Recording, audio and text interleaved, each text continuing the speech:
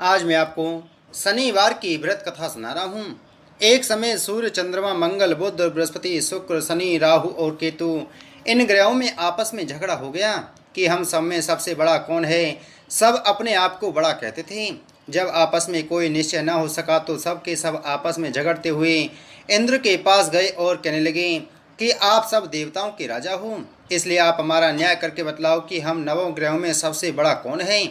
राजा इंद्र इनका प्रश्न सुनकर घबरा गए और कहने लगे कि मुझ में यह सामर्थ्य नहीं है जो किसी को बड़ा या छोटा बतलाऊं। मैं अपने मुख से कुछ नहीं कह सकता हूँ। हाँ, एक उपाय हो सकता है।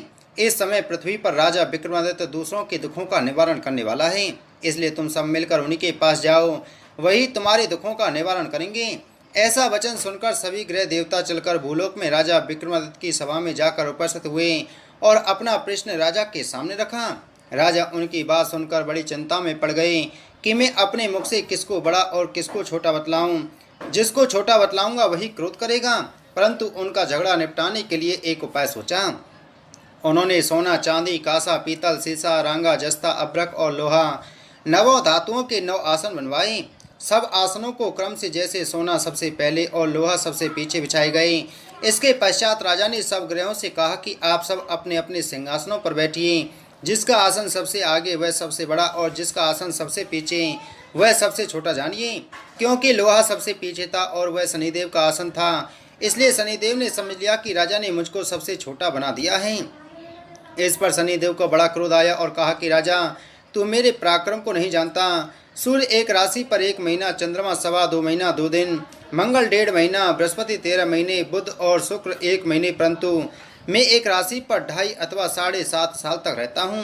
बड़े बड़े देवताओं को भी मैंने भीषण दुख दिया है।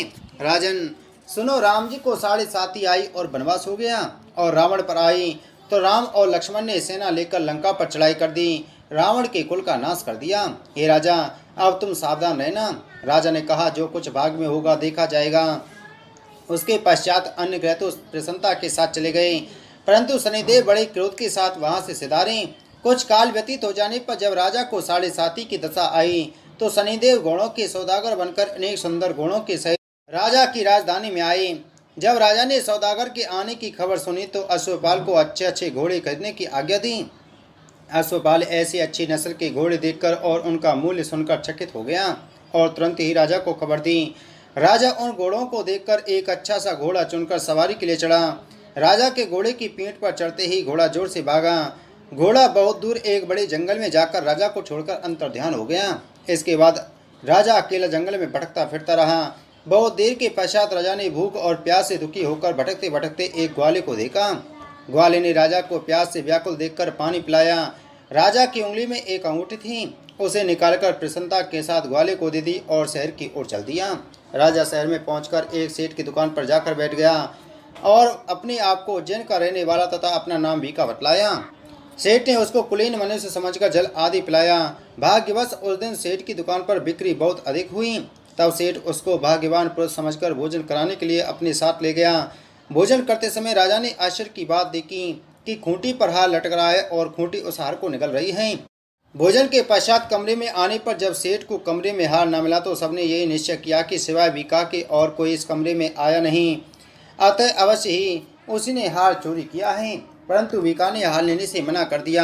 इस पर 5-7 आदमी इकट्ठे होकर उसको फौजदार के पास लाए।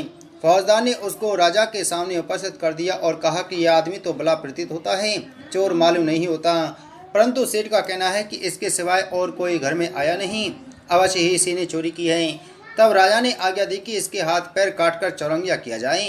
राजा की आज्ञा का तुरंत पालन किया गया और भीका के हाथ पैर काट दिए गए। इस प्रकार कुछ काल व्यतीत होने पर एक तेली उसको अपने घर ले गया और कोलू पर उसको बिठा दिया। भीका उस पर बैठा हुआ जुबान से बैल हाँकता रहा। शनि की दशा समाप्त हो गई और एक रात को वर्षा ऋतु के समय वह मल्हार राग गाने लगा। उसका गाना सुनकर उस शहर की राजा की कन्या उस राग पर मोहित हो गई और दासी को खबर लेने को भेजा कि शहर में कौन गा रहा है। दासी सारे शहर में फिरती फिरती क्या देखती है कि तेली के घर में चौरंगिया राग गा रहा है। दासी ने महल में आकर राजकुमारी को सब वृतांत सुना दिया। बस उसी क्षण राजकुमारी ने अपने मन में यह प्रण कर लिया, चाहे कुछ हो मैं इस चौरंगिया के साथ विवाह करूंगी। प्रातःकाल होते ही जब दासी ने राजकुमारी को जगाना चाहा तो राजकुमारी अनशन व्रत लेकर पड़ी रही। तब दासी ने रानी के पास जाकर राजकुमारी के न उठने का वृतांत कहा। रानी ने तुरंत ही वहां पर आकर राजकुमारी को जगाया और उसके दुख का कारण पूछा। तो राजकुमारी ने कहा कि माताजी, मैंने यह प्रण कर लिया है कि तेली के घर में जो चौरंगिया है उसी के साथ विवाह करूंगी। माता ने कहा, पगली, यह क्या बात कर रही है? तुझको किसी देश के राजा के साथ विवाह हो जाएगा। कन्या कहने लगी कि माताजी, मैं अपना प्रण कभी नहीं तोड़ूंगी। माता ने चिंतित होकर यह बात राजा को बताई। जब महाराज ने भी आकर यह समझाया कि मैं अभी देश देशांतर में अपने दूत भेजकर सुयोग्य रूपवान एवं बड़े से बड़े गुणी राजकुमार के साथ तुम्हारा विवाह करूंगा, ऐसी बात तुमको कभी नहीं विचारनी चाहिए। कन्या ने कहा, पिताजी, मैं अपने प्राण त्याग दूंगी परंतु दूसरे से विवाह नहीं करूंगी। इतना सुनकर राजा ने क्रोध से कहा, यदि तेरे भाग में ऐसा ही लिखा है तो जैसी तेरी इच्छा हो वैसा ही कर। राजा ने तेली को बुलाकर कहा कि तेरे घर में जो चौरंगिया है उसके साथ में अपनी कन्या का विवाह करना चाहता हूँ। तेली ने कहा कि यह कैसे हो सकता है? कहाँ आप हमारे राजा और कहाँ में एक नीच तेली। परंतु राजा ने कहा कि भाग्य के लिखे को कोई नहीं टाल सकता है, अपने घर जाकर विवाह की तैयारी करो। राजा ने उसी समय तोरण और बंदरबान लगवाकर अपनी राजकुमारी का विवाह चौरंगिया बना विक्रमादित्य के साथ कर दिया।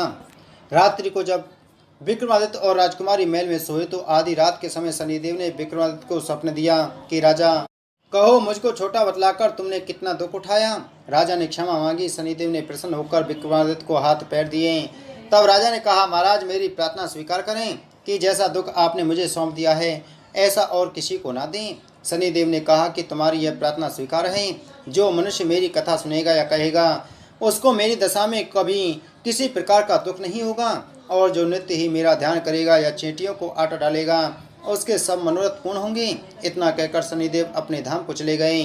राजकुमारी की आंख खुली और उसने राजा के हाथ पांव सही सलामत देखे तो आश्चर्य को प्राप्त हुई। उसको देखकर राजा ने अपना समस्त हाल कह दिया कि मैं उज्जैन का राजा विक्रमादित्य हूँ। यह बात सुनकर राजकुमारी अत्यंत प्रसन्न हुई। प्रातःकाल राजकुमारी से उसकी सखियों ने पूछा तो उसने अपने पति का समस्त वृतांत कह सुनाया। तब सबने प्रसन्नता प्रकट की और कहा कि ईश्वर ने आपकी मनोकामना पूर्ण कर दी।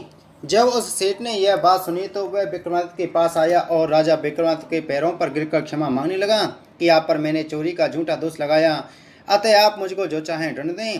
राजा ने कहा, मुझ पर शनिदेव का कोप था, इसी कारण यह सब दुख मुझको प्राप्त हुआ। इसमें तुम्हारा कोई दोष नहीं, तुम अपने घर जाकर अपना कार्य करो। सेठ बोला कि मुझे तभी शांति होगी जब आप मेरे घर चलकर प्रीतिपूर्वक भोजन करोगे। राजा ने कहा कि जैसी आपकी मर्जी हो वैसा ही करें। सेठ ने अपने घर जाकर अनेक प्रकार के सुंदर भोजन बनवाए और राजा विक्रमादित्य को प्रीति भोज दिया। जिस समय विक्रमादित्य भोजन कर रहे थे एक अत्यंत आश्चर्य की बात सबको दिखाई दी। जो खूंटी पहले हार निकल गई थी वह अब हार उगल रही है।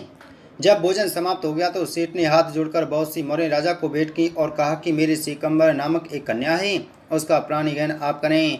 इसके बाद सेठ ने अपनी कन्या का विवाह राजा के साथ कर दिया और बहुत सा दान दहेज आदि दिया। इस प्रकार कुछ दिनों तक वहां निवास करने के पश्चात विक्रमादित्य ने शहर के राजा से कहा कि अब मेरी उज्जैनी जाने की इच्छा है। फिर कुछ दिन के बाद विदा लेकर राजकुमारी मनभावनी सेठ की कन्या सिकंबरी तथा दोनों जगह के दहेज में प्राप्त अनेक दास दासी रथ घोड़ और पालकियों सहित विक्रमादित्य उज्जैन की तरफ चली। जब शहर के निकट पहुंचे और प्रवासियों ने राजा के आने का संवाद सुना तो समस्त उज्जैन की प्रजा आगमनी के लिए आई। तब बड़ी प्रसन्नता से राजा अपने महल में पधारे। सारे शहर में बड़ा भारी महोत्सव मनाया गया और रात्रि को दीपमाला की गई। दूसरे दिन राजा ने शहर में यह सूचना कराई कि शनिश्चर देवता सब ग्रहों में सर्वोपरि हैं। मैंने इनको छोटा बतलाया, इससे मुझको यह दुख प्राप्त हुआ। इस कारण सारे शहर में सदा शनिश्चर की पूजा और कथा होने लगी। राजा और प्रजा अनेक प्रकार की सुख भोगती रही। जो कोई शनिश्चर की कथा को पढ़ता या सुनता है शनिदेव की कृपा से उसके सब मनोरथ पूर्ण होते हैं। शनिवार की कथा को व्रत के दिन अवश्य पढ़ना या सुनना चाहिए। बोलो शनिदेव भगवान की जय।